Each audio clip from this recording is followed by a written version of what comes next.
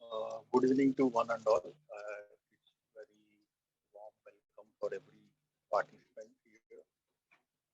First of all, I would like to tell like I'm not an expert in brain. I'm not a brain specialist. So let's go into the basics of the thought power. Like we are not going that much deep how the brain functions, but we can elaborate the basic things like how this thought is arising in our mind and what all the factors that are influencing the power of this thought. So let's start the session. So first of all, the introduction starts like the self as knower. In studying the nature of man, we separate the man from vehicles which he uses, the living self from the garments with which he is clothed. So, in studying the nature of man, we are separating the man from the vehicles. Here, the vehicles in the sense, for suppose if I am a parent, I will be in the vehicle of father. And if I am working in a professional, I will be in the vehicle of that manifestation. So, we while living in the life, we take different vehicles or manifestations.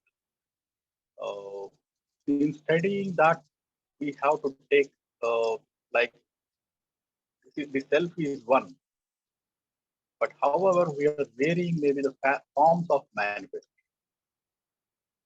Self is one, but manifestations are different. When working through and by means of different kinds of matter. So it is of course true that there is but one self in the fullest sense of words that as rays flame from the sun, the selves that are true men are but rays of supreme of self, and that each self may whisper, I am he. But for our present purpose, taking a single ray, we may assert also in its separation its own inherent unity, even though this be hidden by its form. So here the author wants to tell like there may be different manifestations for our convenience. We take the single manifestation here, the self. So if we take a sun, it is a supreme self, whereas the race is the forms of that self. So to study the sun, here he is not taking the sun, but he is taking a simple ray to understand it in a simple manner. So what he is telling is like taking a single ray, we may assert also in its separation, its own inherent unity, even though it is be hidden by its form. So consciousness is a unit, and the divisions we make it either for the purpose of study. We divide the consciousness into different forms like subconscious and unconscious, conscious. But all together, put together, it is a consciousness. It is a single pack. It is a unit. So for our convenience, we just break it into divisions. But don't see that in a fragmentary way, but see it as a whole. When you inculcate the habit of seeing a thing as a whole, you will understand it completely. When you are seeing it in a fragmentary way or in a fragmentary structure, it is easy for some kind of extent, like for some understanding it in an easy way or in a scientific manner, it is useful. But in spiritual manner, we should have to see things in as a whole, but not in a fragmentary way. So for convenience, they have taken divisions of the consciousness, either made for the purpose of study. So due to the limitation of our perception power also by the organ through which it works in the lower world. Fact that the manifestations of the self proceed severally from these three aspects of knowing, willing, and energy. We have to understand here very carefully. Like here, the other is giving the manifestations in three aspects. One is knowing, and the second one is willing, and the third one is energy. The entire topic goes on these three aspects, like knowing, willing, and energy, from which arise several thoughts. So these are the three basic things we should be aware of, like how these several thoughts are coming into picture. If you have, these are three things. One is we know and we will and we energize. So desires and actions must not blind us to the other factors. There is no division of substance. So these three put together, it is a thought. Knowing, willing, and energizing. There are, don't think these are divisions, but putting together, it is a thought. The whole self knows, the whole self wills, and the whole self acts. It is not like only one part of the self is acting or one part of self is willing and one part of self is knowing. All put together, the whole self knows, the whole self wills, and the whole self acts. When, if you observe how this thought is arising in my mind, we can easily understand, like first we will know the unknown. Like for suppose if you see a tree or some text we don't know, we just see that and we will know about it. And then we will, that is called willpower. Without willpower, you can't move for an action. So these three things are necessary to have several thoughts. That is knowing, willing, and energy. Here, a beautiful thing has been given by Madam H.P. Blavatsky. Like, I am more is the expression of pleasure. I am less is the expression of pain. What exactly it means? Like, if you are in an ecstasy or in a joy or a blissfulness, the I is having more presence there. The I expresses more in that pleasure. But when you are in a pain, you become dull. That I becomes dull, and that I becomes numb. Uh, there is a less presence of I in terms of pain. So when we observe this, I am, we find that it expresses itself in three different ways. So the first one is the internal reflection of a non-self. What is not self? Which is not me. That is the reality or the nature. I can say the reality. I can. So which is not me, that not self.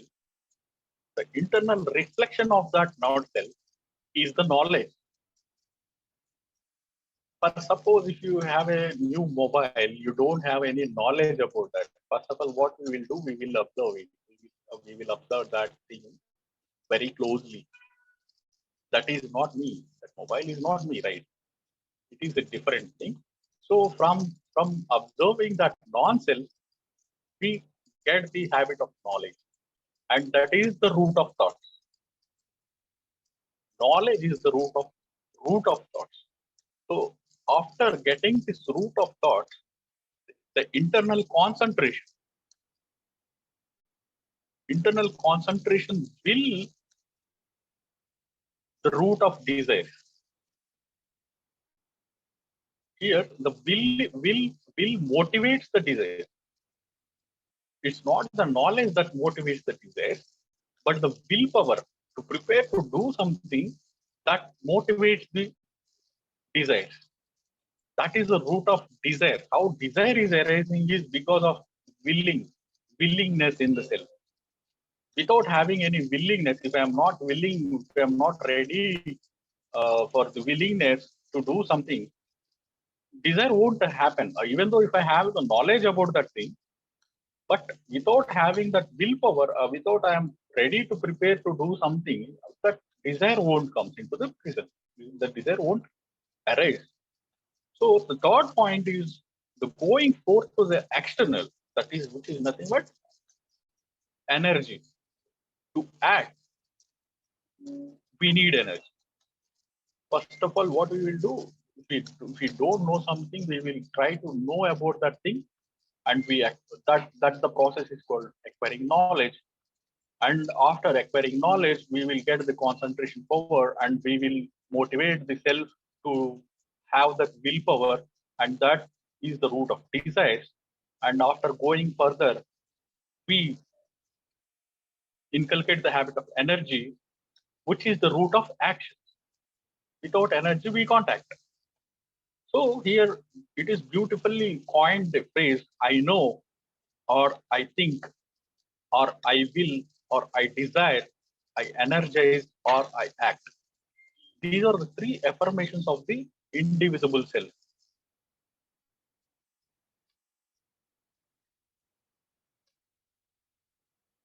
Just a second, I think,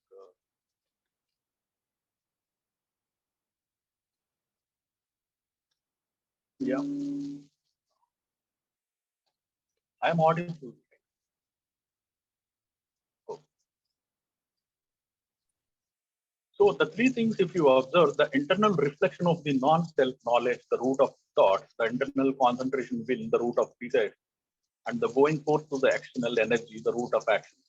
I know, or I think, I will, or I desire, I energize, or I act. These are the three affirmations of the indivisible self, of the I am. All manifestations may be classified under one or of other of these three heads. So, for suppose, if you observe this, what he is telling, I know suffering. For suppose, for example, if I know suffering, then what I will do, or I will desire to end that suffering. In order to end that suffering, I will act. Right? If I know that I know suffering, and I will, or I desire to end that suffering, in order to end that suffering, I act. In order to act, I gain some energy. So these are the three affirmations which the self as known will do. Next thing is the not self as known. What is not self? Which is not me, is not self. So with all in which I don't know, and I will and act. In order that the self may be the knower and not self the known, we have to observe this line. In order that self may be the knower and the not self is known, a definite relationship must be established between them. The not self must affect the self, and the self must in return affect the not self. There must be an interchange between the two. What is that relationship between the not self and the known? So the relationship between the not self and the self, the relationship between the not self and the known is knowing.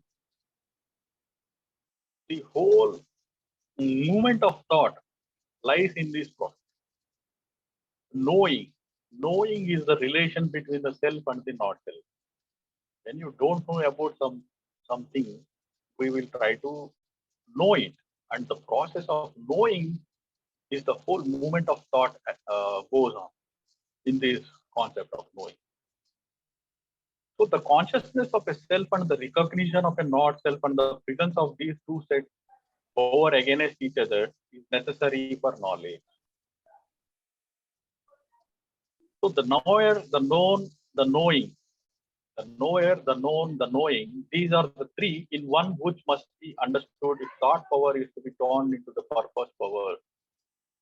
Without understanding the knower, or without understanding me, without understanding the known, or without understanding the outer, and without understanding what is happening in between me and the outer, the knowing, the process of knowing, the thought power, the thought will not give a good purpose. There is no purpose without knowing these three. So, according to Western terminology, the mind is the subject which knows the object. Sorry, according to the Western terminology, the mind is the subject which knows. The object is that which is known. The relationship between them is knowing. So we must understand the nature of the knower, the nature of the known, and the nature of relationship established between them, and how the relationship arises. These things understood we shall indeed have made a step towards the self-knowledge, which is wisdom. So, until unless if you don't know these three things completely, like who is the knower and what is we are going to know and how you are knowing, what is the process of knowing, that without knowing all these movement of things, you can't call it as a wisdom. Wisdom is nothing but if the if the if you know completely about the purpose of that particular thing, then we can call it as an wisdom. Until unless it is not at all, it comes under a knowledge, it comes under thought. Otherwise, if you know completely about these three things, wisdom comes into picture. So to put an end to pain is the final reason for philosophy. And that is not true wisdom, which does not conduce to the finding peace. Anything which does not help to find peace is not a true wisdom. But suppose if I invented some mission, if it is not useful or if it is not creating peace in the world, then it is not a wisdom. Of course, it is a scientific invention, but it is a great invention. Maybe it is a great invention. If it is not using for peace, then I can say that is an intelligence created by thought, but not a complete wisdom. So what we call wisdom is if the invention helps for every people, even at the core bottom of the line, he has to enjoy that. For suppose if you take the example of mobile, even a small farmer or a small rickshaw puller can also use this invention. That is real wisdom, and not only the intelligence, scientific intelligence, not at all a wisdom. And the purpose of philosophy is also the same to end that to attain the peace. So let's try to investigate how these beginnings of thought is going to happen. Few outside the circle of students of psychology has troubled themselves much with the question, how does thought originate? So when we now come into the world, we find ourselves possessed a large amount of thought ready-made, a large store of what we are called innate ideas. With this mental stock in hand, we begin our transaction in this life. So many psychology students have tried a lot to understand what is the beginning of these thoughts, how these thoughts are arising in our mind, who is putting these seeds. They tried a lot, but I can say they are not succeeded to the core to the core. They have not succeeded. Why? Because we can't go deep into that. Who is putting these thoughts into our mind? So when we now come into the world, is telling we find ourselves possessed a large amount of thought ready-made, a large store of what we call innate ideas. With this mental stock in hand, we begin our transactions in this life. And a psychologist is never able to study by direct observation of the beginning of thought. If an infant be closely observed, the infant baby be closely observed, it will be seen that sensations response to stimuli. Sensations of a baby or infant baby responds to stimuli. Apart from the stimulative actions, he can't take an intelligent action. Right? Only he responds to this stimulus action. So, by feelings of pain or pleasure, and primarily by those of pain precede any sign of intelligence. That is, the vague sensations precede definite cognition. Before birth, so the infant was sustained by life forces flowing through the mother's body. So if you observe an infant baby closely, he doesn't have that capacity of thinking. He doesn't have that capacity of intelligence. Harinathji, 3 minutes for first half. Okay. So the relation of sensation and thought is very clearly stated in books of psychology, Eastern and Western, that all thought is rooted in sensation. So that until a large number of sensations has been accumulated, there can be no thinking. Mind as we know it, a beautiful phrase. Mind as we know it. If you don't know, the mind is not in action. It says H.P. Blavatsky is resolvable into states of consciousness of varying duration, intensity, complexity, etc. All in the ultimate resting on sensation. So the relationship of sensation and thought, the thought is rooted in all sensations. If the mind always try to accumulate all the senses. So through that accumulation of senses, it is acting.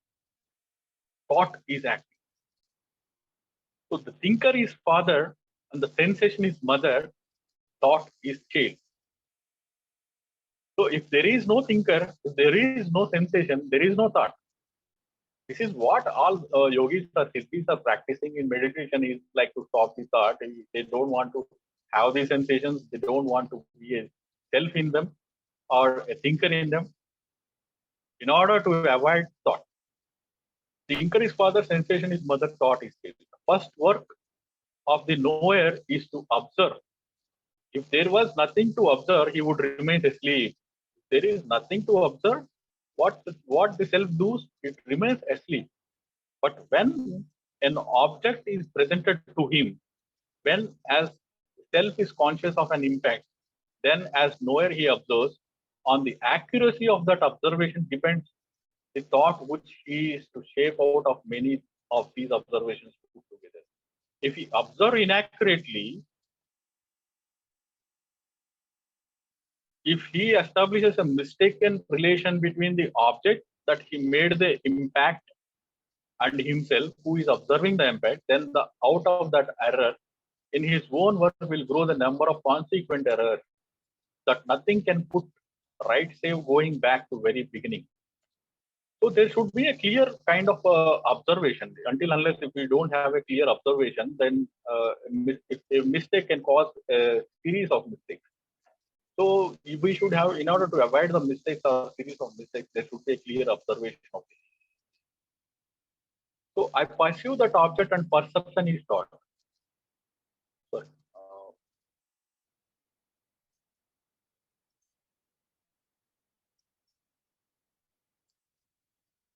Let us see how sensation and perception work in special case.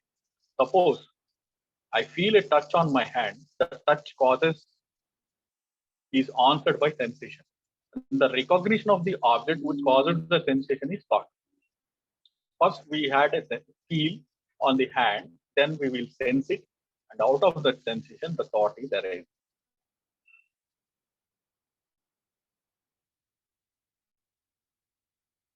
When I feel a touch, when I feel a touch on my hand, the touch causes is answered by sensation. The recognition of the object which caused the sensation is thought. When I feel a touch, I feel and nothing perception work and nothing more need be added as far as the true sensation is concerned. So, but when from the feeling I pass to the object that caused the feeling, I pursue that object and that perception is thought. This perception means that as knower, I recognize a relationship between myself and that object, and as having caused a certain sensation in myself. This is, however, is not at all happens. For I also experience other sensations from color, from softness, warmth, texture. These are again passed on to me as knower and aided by the memory of similar impressions formerly received. That is comparing past images with the image of the object touching the hand. I decide on the kind of the object that I has touched it. In this perception of things that makes us feel lies the beginning of thought. Putting this into the ordinary metaphysical terms, the perception of a not self as the cause of certain sensations in the self is the beginning of cognition. So feeling alone, if such were possible, could not give consciousness of not self. There would be pleasure and pain. There would be the only feeling of pleasure or pain in the self as inner consciousness of expansion or contraction. Harnaji, Oh, the time is actually up. So can we stop here or you will take 1 minute to sum up? just give me 1 more minute so Sure, that I sir. will Sure, finish sir. this slide. So no evolution would be possible if a man could do nothing more than feel.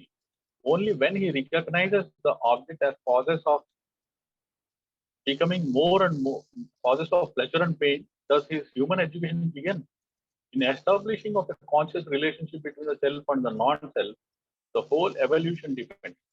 And that evolution will largely consist in these relations based on the external world. That object gave me pleasure, that object gave me pain. There must be have been experienced a large number of sensations before the self answers externally at all. Then came dull, confused for the repetition of a pleasure. Implies that picture of the pleasure remains, however faintly in the conscious. And this is memory and belongs to thought. For a long time, the half awakened self drifts from one thing to another, striking against the not self in a haphazard fashion, without any direction being given to these movements by consciousness. Experiencing pleasure and pain without any perception of the cause of either, only when this has gone on for a long time is the perception above mentioned possible. The relationship between knower and knower begun. So what the output of these para? I can say in simple 2 lines, like if you are observing a thing, there should be a clear observation. And when you are feeling it, it won't stop there itself. When you touch some object, when you are feeling that object, you stop there. Well, we can't stop there itself, right? Because we move forward and we will it. We will inculcate the habit of feeling willpower in our mind, and out of that willpower, desire arises, and out of that desire, we will gain some energy to act. And this is the whole process of thought. If at all, if we see some object and if we end there itself, there will be no movement of thought process. So the whole para is telling this. So I can stop here and we will continue in the next part regarding how clear perception or how to stop there after feeling some object. Thank you. Is it audible now? Yeah, now you're on. Thank you, sir. So in part 2, I would like to throw some light on the JK's views also. As we have very less time, let me finish it as I will try my level best to finish it. Sure. So we have stopped here, like what is memory. So we have seen the factors of thought, like what are the factors, like the feeling, the sensation, and the perception. These factors are influencing the thought. Apart from these, the 3 factors, again, there is one more important factor is memory. So when a connection between a pleasure and certain object is established, there arises a definite desire to again obtain that object. So there is a repetition. So repeat the pleasure. Or when a connection between pain and certain object is established, there arises a definite desire to avoid that object. So escape pain. So when there is pleasure, the brain wants to repeat it again and again. When there is pain, the brain always try to escape from that pain. Brain always seeks pleasure than pain. So on stimulation, the mental body readily repeats the image of the object, for owing to the general law that energy flows in the direction of least resistance. So it is a general law. The energy flows in the direct least resistance. When there is a heavy resistance, the energy won't flow in that direction. When there is a least resistance, energy flows more. So the least resistance is in pleasure. That's the reason the energy we flows in only for pleasure. The brain seeks always for pleasure because there is very less resistance. So the energy flowing towards pleasure, not to pain. So the matter of the mental body is shaped most easily into the form already frequently taken. And this tendency to repeat vibrations once started when acted by energy is due to tamas. So we all know that tamas is nothing but inertia. When we had been inculcated or cultivated this habit of repeating actions, then we are in the state of a inertia. Like what is inertia? We are, it is in a continuous movement. When until unless an external thing is going to object, or until unless an external thing is making it discomfort, then only it will come out of that circle. Otherwise, it will always rotate in that circle. So inertia is nothing but tamas. Tamas is nothing but continuous repetition of the thing, which is nothing but thought becomes very mechanical. There is no pure thought there, because it's become mechanical because of the pleasure. It always tries to repeat. So the molecules of the matter having been grouped together fall slowly apart as other energies place on them, but retain for a considerable time the tendency to resume their mutual relation. If an impulse such as grouped them by be given to them, they promptly fall again to the position. It is nothing but inertia. So further, when the knower has vibrated in a particular way, the power of vibrations remains. So when in pleasure he vibrates in a some particular way, in pain he vibrates in some particular way. And in case of pleasure giving and pain giving object, the desire for the object or avoiding the object sets the power free. So the vibrations decides like whether to desire that for that object or the avoid that object. So sets the power free, pushes it outwards, one might say, and thus give the necessary stimulation to the mental body.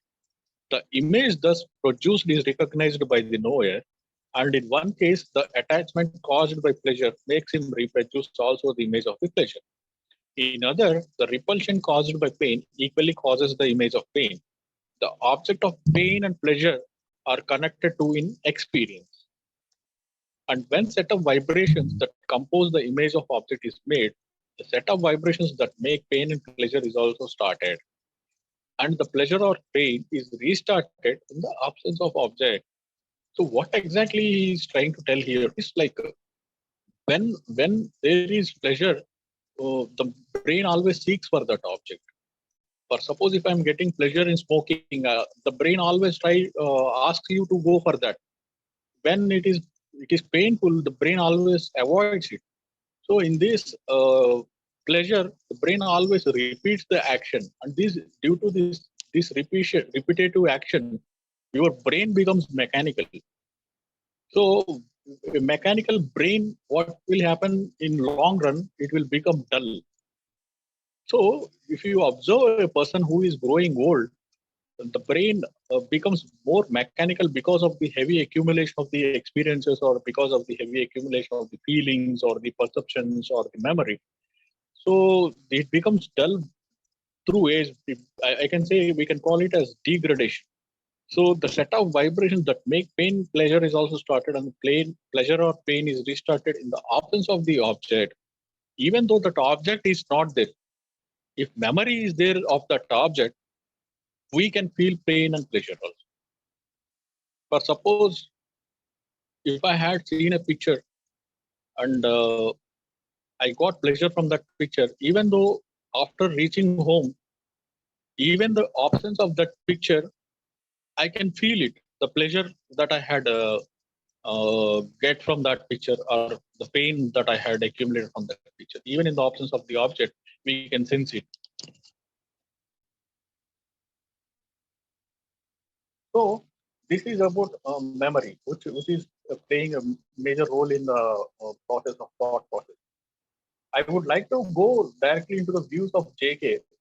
This has been taken from the Madras talk on 6th January 1981, and the question number 8. How does one get to the very source of thought? The questioner had asked him, how does one get to the very source of thought? So that there is possibility of silencing the thinking process itself. Very beautiful question a questioner has asked. How does one get to the very source of thought? So that there is a possibility of silencing the thinking process itself. Then K replied, what is thinking? Not what to think, not what to think about, not what thought should do about, or not what not do, but we are asking, what is thinking itself? You think as a lawyer in one way, you think as a scientist in one way, you think as a software engineer in one way, not that. Not talking about that, but we are asking what is thinking itself, not the forms of things. So if one asks your name, you reply instantly. There is no hesitation. Immediately, if you ask my name, I will tell my name is Harnath.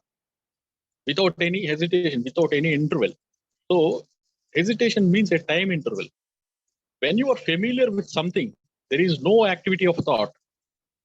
How beautiful it is. When there is no hesitation, when you are familiar with something, there is no activity of thought. There is an instant response. You know the house, you live in the street, you go by.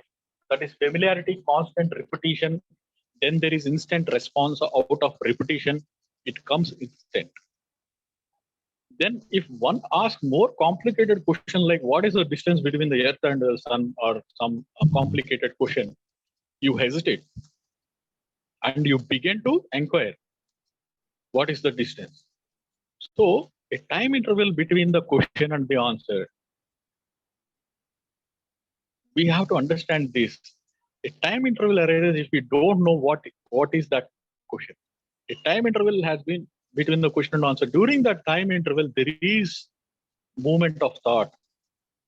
Now, if one asks a question which you have no answer, you are not able to look, you are not waiting to be told, you are not searching, asking, you say, I don't know. When you are at that state, I don't know, actually what is happening to the quality of the thinking. And you mean it. Not, I will find out, I've been waiting for answer and searching. Not that. You told, I don't know really from the heart. From the bottom of the heart, you told, I don't know.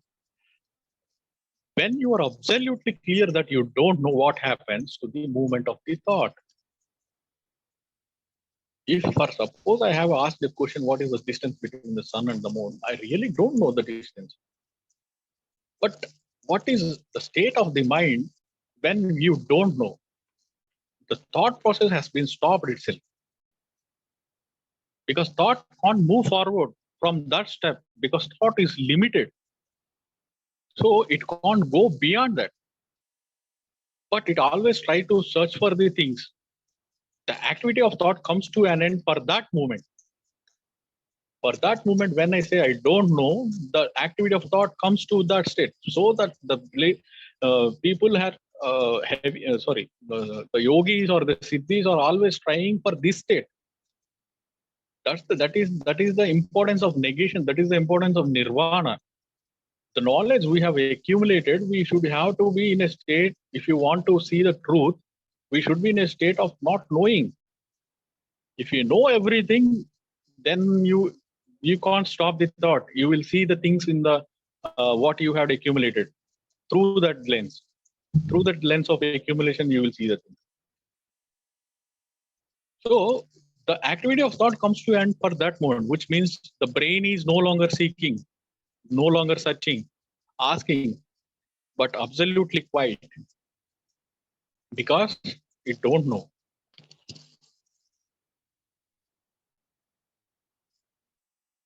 So is your brain ever in that state of not knowing about anything, or your brain is always full of knowledge? I can say we are always in the second stage. Like we are always in the full of knowledge in our brain. We never see things of, we never even, we don't obey that we don't know. We will try to find out, even it is wrong, we always try to tell through the knowledge, limited knowledge we have. But see the beauty of not knowing, see the beauty of negation, see the beauty of nirvana state. When you don't know, when you don't have any knowledge, the brain remains utterly quiet. There is no movement, or there is no step forward for the thought process itself. So your brain is always full of knowledge in which it is always occupied with so many words, occupied with so many images, occupied with knowledge. You are acquiring more and more knowledge, and from that knowledge, thought, action. We are so full of other people's knowledge by reading books, by listening to gurus. He called we are second-hand people because we are seeing from the perception of others, because we are seeing from the objects of books, from the perception of gurus. We are not living our mind to its ability. So that's the reason he called we are second-hand people. A brain which is don't know such a brain is quite brain because it is totally unoccupied. It is not moving any forward, backward, or anything else. It just stopped there itself. It is totally unoccupied. It is occupied when necessary, but otherwise absolutely in a state of not knowing now. The source of thought is memory. As we had discussed, memory is knowledge. So knowledge is experience.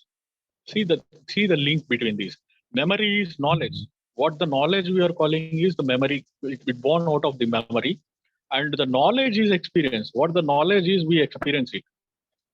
So when we place this memory, knowledge, and experience in right place, when we have given a right place for this memory, knowledge, and experience, then thought will be in its right place. That means thought can stop there itself. So knowledge is experience. That's a fact. So the source of thought is experience, whether your experience or 1,000 years of experience which is stored up in the brain as knowledge. Their thought is a material process. Matter, anything that thought creates is a matter. He said our gods are matter. Because we I know you don't like it because uh, he said the gods are matter because the gods are created by thought. For example, Jesus is not a Christian, but how this Christianity has come into picture? Buddhist is not a Gautama Buddha is not a Buddhist. I think he is a Kshatriya. But how this Buddhism has been? Who created this Buddhism? It's religions. Who created this religion? It is created by man. It is created by thought. It has not originated from the beginning. It is created from the thought. That's the reason he said like that. There is nothing sacred in what thought has created. It's the mind beyond the thought, beyond the time that knows what is to be sacred. When you go beyond the thought, when you go beyond the time, when you are in the state of timeless, when you are in the state of eternal non-being, when you are in the state of not self, when you are out of the thought, this is what all Himalayan yogis or so-called meditation people are trying to do is they always try to stop the thought. If you go beyond this thought, time and everything, that is what remains is sacred. So what is thought? In my relationship with you, I have recorded an image. Suppose I have recorded, then that record becomes the observer. But if there is no observer, no record, there is only seeing, observing. Is it possible not to record? That is again the question. I know the mechanism of recording. Physically, it is necessary to record, but psychologically, is it necessary? If somebody say something brutal to me, why should I have to record it? Or suppose you have scolded me, you said, why should I have to record that? Why should I have to record a hut? To drive a car, for a carpenter, it is necessary to have a knowledge. But at inward level, is it possible to stop the recording? Yes, it is possible to stop the recording when the thought, what I said in the previous, it is possible to stop the recording only if you give thought its right place, only if you give memory its right place, only if you give experience its right place, only if you give perception its right place, only when there is only seeing, then it is possible to stop the recording. what is that right place we have to think of? Of course, for some physical things, we should have to record everything. For driving a car, we should have to record that. For physical being, it is necessary. But for if somebody is hurting you, why should I have to record that hurt at all? So when you are giving a right place for these all things, then we can stop that recording. And it is possible to stop record. That is the me and not me. We have been conditioned to this. That is me and that is not me. Can this mechanism of recording is necessary? Can there be no self at all? Which means live without self? Obviously, this is what all religious people are trying to do, is to go into the state of that non-self. When you how will you go to not self? What is self? We already discussed, right? We are the experience, we are the memory and everything. So when there is the right place for the thought, right place for memory, right place for experience, then we are in that state of not self. We can go to that not self. So what is intelligence then? Is it born of knowledge? Is it born of thought? There is a tremendous energy involved to go to moon. Each part has to be perfect and a lot of people involved in it. And that is the intelligence by thought. It's not a natural intelligence. Or suppose if you want to go to moon, then the intelligence, the scientists have a particular intelligence which is created by thought. And that intelligence is limited. There is an intelligence brought by thought. Therefore, that intelligence can become cruel. Take the example of an atom bomb. It is a great invention, but it is how it is the purpose. What is the purpose? Is it a real wisdom? We can call it. We can't call it, right? Because it is using for cruelty purpose. So that is not intelligence. The intelligence which is not bringing out peace or wisdom, it is not at all a true intelligence. Is there an intelligence which is born out of thought? So what place of love in all this? Is love desire? Is love pleasure? Is love sensation? The intelligence which is not born of thought, the intelligence cannot exist without love. The intelligence is the essence of love. When there is love and compassion, there is that intelligence, which is not product of thought. And that love is not opposite of hate, and love and compassion cannot exist if there is an attachment. That is, I am attached to my religion, I am attached, I'm a Hindu, I'm a Catholic, I'm a Muslim, etc. I'm attached to myself, to God. And I say, I have compassion. That is not compassion. So, what exactly the intelligence is? The intelligence which is mingled with love, which is blended with love. The intelligence which is having that essence of love, that is called true intelligence. If you observe the nature, nature is having its own intelligence. How a seed is growing into plant, who is helping that process? Nature itself is doing that process. It is having its own intelligence. In front of that beautiful and architectural intelligence of nature, our intelligence is very limited because the intelligence of the man is the intelligence of the thought. But there is no thought in nature, right? Nature has its own intelligence, which is it is growing. The seed is growing into plant, and the plant is giving fruit, flowers, and shelter for all things, which involves a love in that. So the love which is included in intelligence, that is intelligence, and the knowledge which is cruel, that is not intelligence.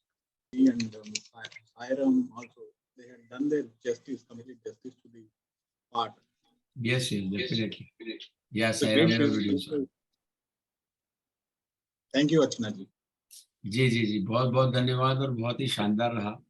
और हर बार जो विषय आता है, जैसे आज विचार शक्ति या थॉट पावर का था, तो बहुत ही बढ़िया रहा। और हर्षवर्धन जी, आप कुछ कहना चाह रहे हैं? अनम्यूट कीजिए।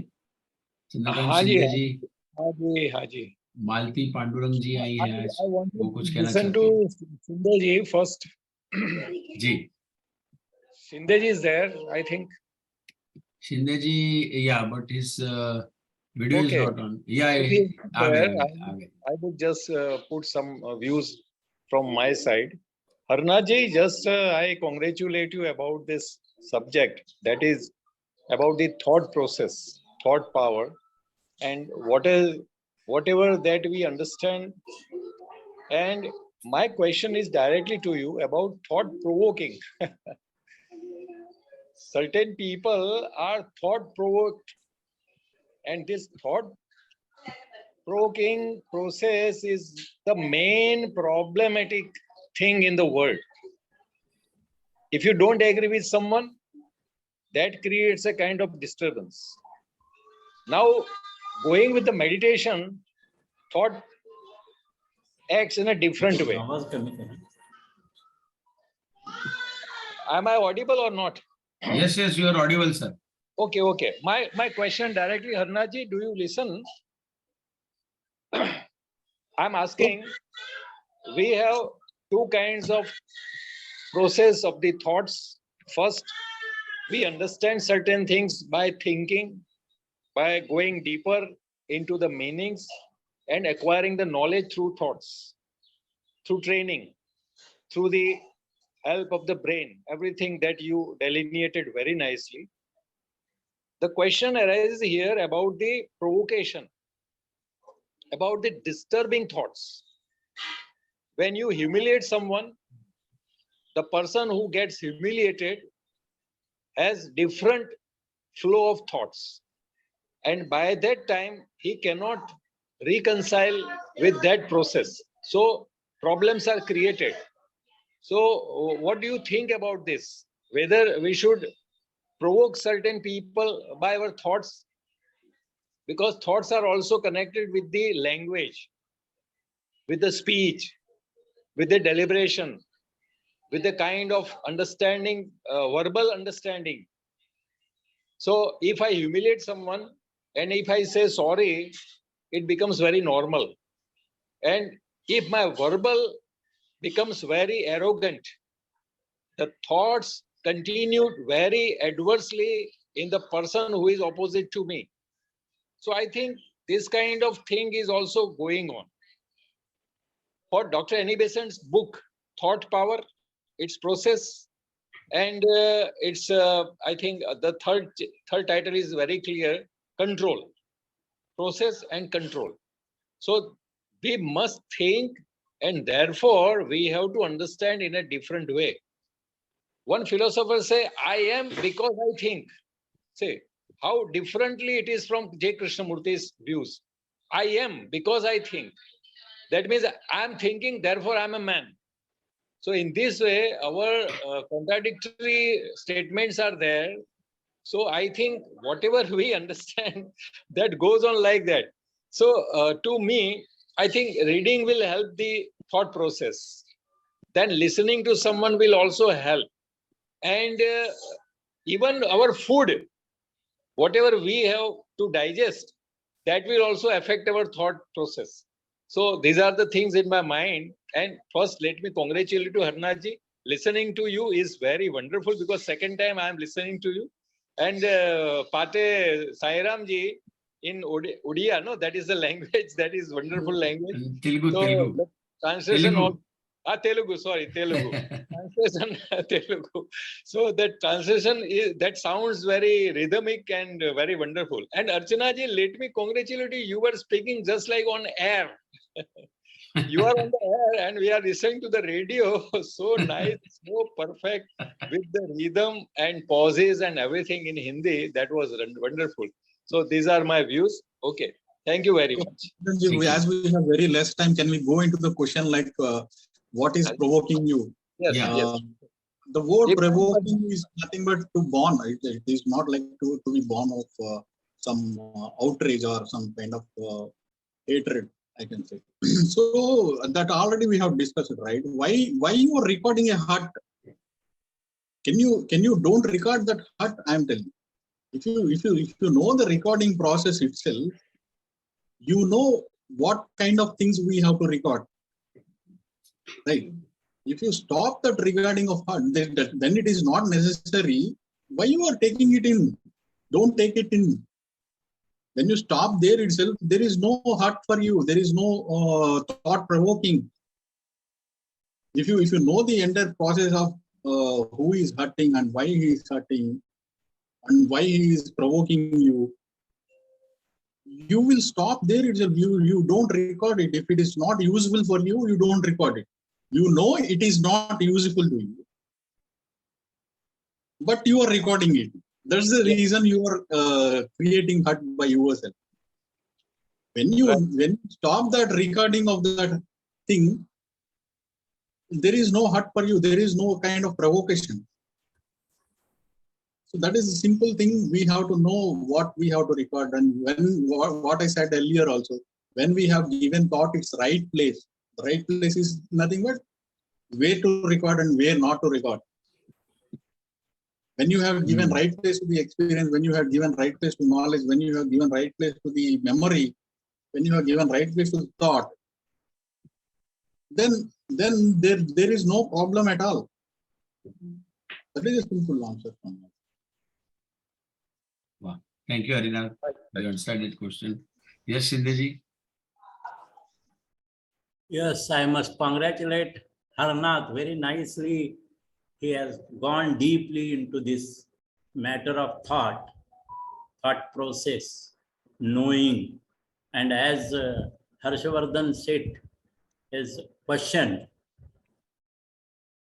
thought-provoking. Yeah, this thought-provoking is more connected with the insight. We get inspired by the thought. Harnath gave a very good thought. So it provoked in me certain good thoughts. So that thought-provoking process is stimulated by the lecture of Harnath.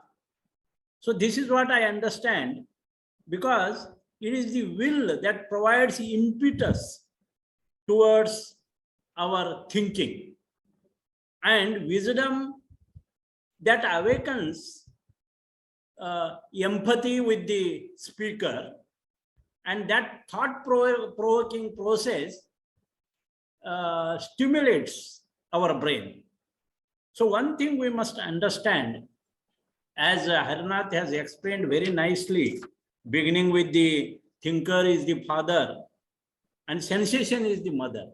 So both thinker and father are necessary to produce thought. Thought is the child. And this process we must understand, because thought begins at the sensation level. He explained it very nicely. So it is essential to train, to be aware of our own sensations. Our mind should focus attention to our sensations. So it is essential to be aware. This awareness is to be in order, not haphazard. This awareness itself is to be in order. And as he pointed out, it should not become a habit. So a habit is again mechanical. But awareness gives you a particular order of looking at sensation.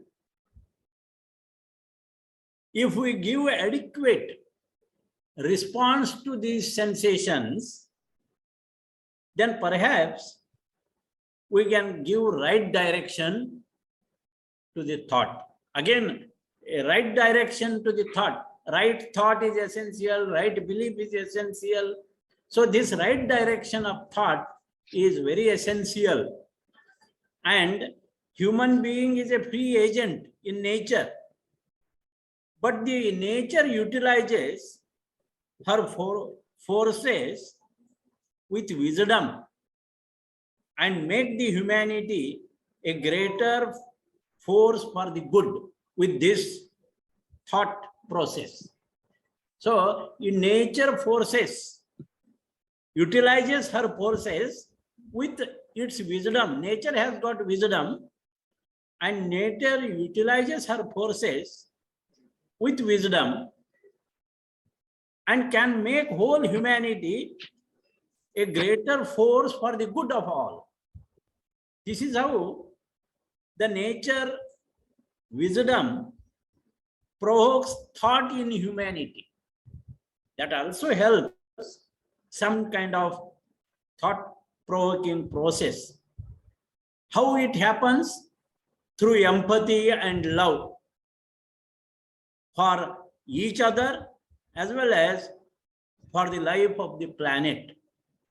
Who does this? This is what the nature's force.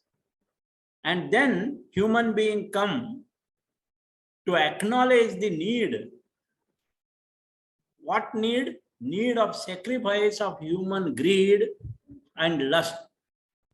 So when nature forces such kind of thought-provoking, then it is the human brain which becomes active and it acknowledges this force and ready to sacrifice greed and lust for constructive thoughts and right action. Again, thought plays an important role here. This is all the process of one question we may ask to ourselves: who knows? Who knows? It is not the mind, because mind thinks. It produces thoughts. So it is not the mind which knows. It is not also the heart which knows, but heart feels. So feeling of heart is different from that of what our brain or mind is thinking. So the mind thinks, heart feels. Who knows then? Who is the knower and who is the thinker? This is all he explained very well by quoting J. Krishnamurthy. There is a thinker within us, and this thinker is created by the thought. So who created this thinker? It is the thought created the thinker, and this thinker is the obstacle. Then who knows?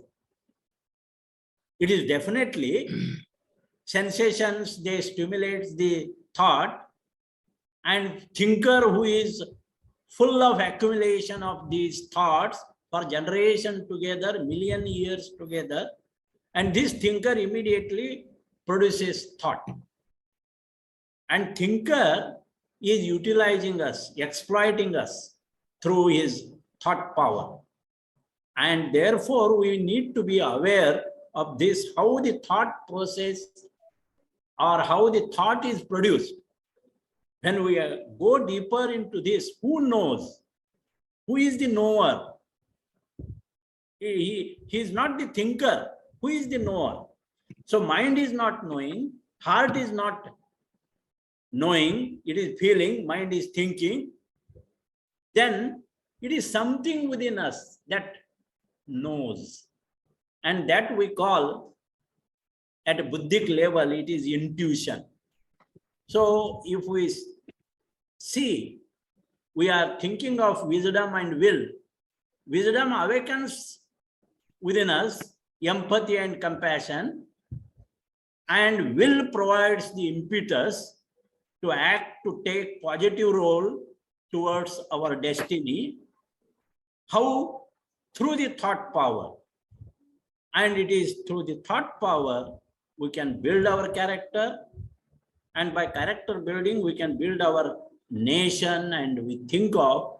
So thought is enemy when it is coming from the thinker.